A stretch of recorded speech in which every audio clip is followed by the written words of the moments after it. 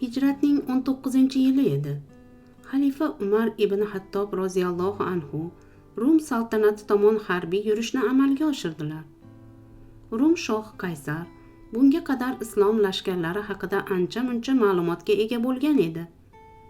Musulmonlar o'z e'tiqodida mustahkam, Robbisi va payg'ambarga sodiq, metin irodali, haq yo'lda o'limdan ham qo'rqmas, jasur insonlar deb xabardor qilingan edi. Qaysar buni sinab ko'rish maqsadida asirga olingan musulmonlarni tiriklayin keltirishlarini amr qildi. Urush qurbonsiz va asirlarsiz bo'lmagani kabi, bu urushda ham ikki tarafdan talaygina asirlar olindi. Islom lashkarlaridan Abdulloh ibn Huzofa roziyallohu anhuning taqdiriga ham asirlik bitilgan edi. Qaysarning xizmatkorlari Abdullohni keltirishib, bu odam Muhammad sallallohu alayhi vasallamga birinchilardan bo'lib iymon keltirganlardan ekan, deyishdi. Qaysar Abdulloh ibn Huzofaning yuziga sinchiklab qaradi. Biroz tikilib turgach unga dedi: "Xohlasang, seni o'ldirmasdan tiriklayin qo'yib yuboraman." "Evaziga nima so'raysan?" dedi Abdulloh ibn Huzofa. "Nasroniylikni qabul qilasan?" "Aslo", dedi Abdulloh pinagini buzmay. "Mayli, u holda senga davlatimning yarmini tortiq qilaman. Bunga ko'nasanmi?" "Davlatingning yarmi emas, hammasini bergan taqdiringda ham ko'z ochib yumguncha fursatga iymonimdan voz kechmayman", dedi qo'llari kishanlangan holda qahqaha otib kulishdan o'zini tutolmagan Abdulloh. "Buni osib qo'yinglar", deb topshiriq qildi Rum hukmdori. Xizmatkorlar Abdulloh ibn Huzofani qo'lidan osishdi, oyog'idan osishdi, lekin azoblashlar samara bermadi. Rum shohi so'nggi chorani qo'llashga qasd qildi.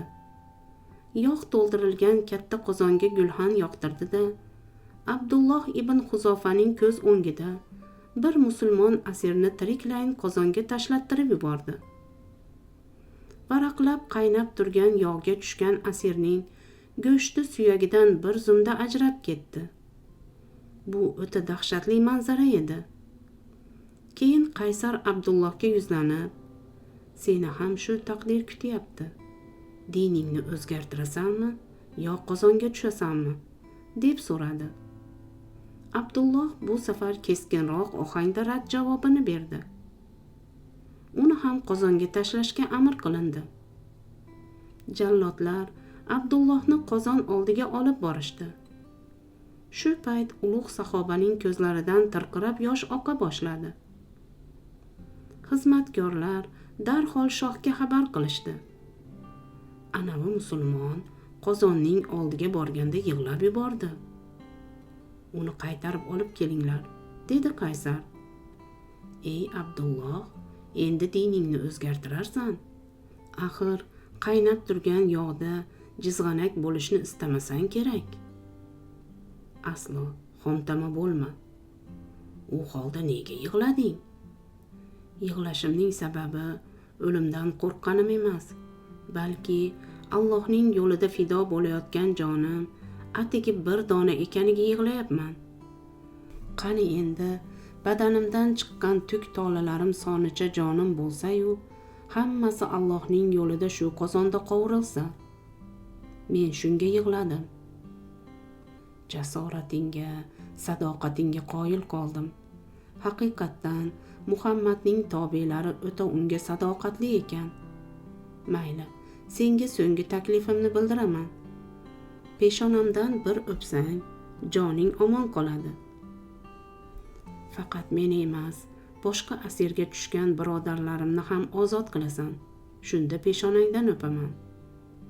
"Men roziman", dedi Rum shohi Qaysar.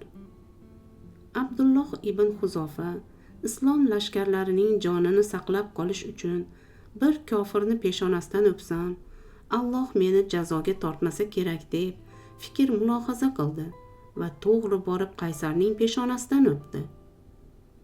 Shoh so'zining ustidan chiqdi. barcha asirlarni Abdullohga qo'shib ozod qildi. Abdulloh ibn Huzofaning sadoqati va jasorati ila joni omon qolgan barcha musulmon askarlari Abdulloh boshchiligida xalifa Umar ibn Hattob huzuriga tiriklayin qaytib keldilar va voqeani bayon qildilar. Shunda Umar ibn Hattob minglab lashkarlarni to'plab, har birimiz Abdulloh ibn Huzofaning peshonasini o'pamiz. Men o'zim boshlab beraman, dedi. Minglab islom askarlari qator navbatga turib, Abdulloh ibn Huzofaning peshonasini tabarrukan o'pib chiqdilar. Bu voqea tarix zarvaraqlariga muhrlandi. Ana, oddiy bir musulmonning iymoniga sadoqati. Ana, oddiy bir musulmonning iymoniy jasorati. Ana, adolatli rahbarning xodimini munosib taqdirlashi.